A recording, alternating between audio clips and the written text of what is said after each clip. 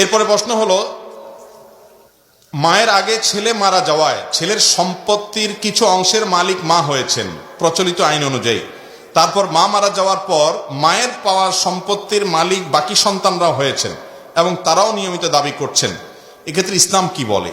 সুন্দর একটা প্রশ্ন। কোন সন্তান যদি মারা যায় আর তার মা বেঁচে থাকেন, তাহলে ইসলামের আইনেও সম্পদে মায়ের ভাগ আছে। ওই ছেলে যিনি মারা গেলেন তার যদি সন্তান সন্ততি থাকে তাহলে মা এক রকমের ভাগ পাবে, আর যদি মৃত ব্যক্তির কোনো নিজের ছেলে মেয়ে না থাকে তাহলে মা আরেক রকমের ভাগ পাবে। অর্থাৎ ভাগে কম বেশ হবে, কখনো 1/3 পাবেন, কখনো 6/1 পাবেন, কিন্তু পাবেন। এখন মা পাওয়ার পরে সেই মায়ের আবার মৃত্যুর পর সেই সম্পদে মায়ের সম্পদ হিসাবে ভাইরা, অর্থাৎ মৃত ব্যক্তির ভাইরা তো ভাগ পাবেনই, বোনরাও ভাগ পাবেন।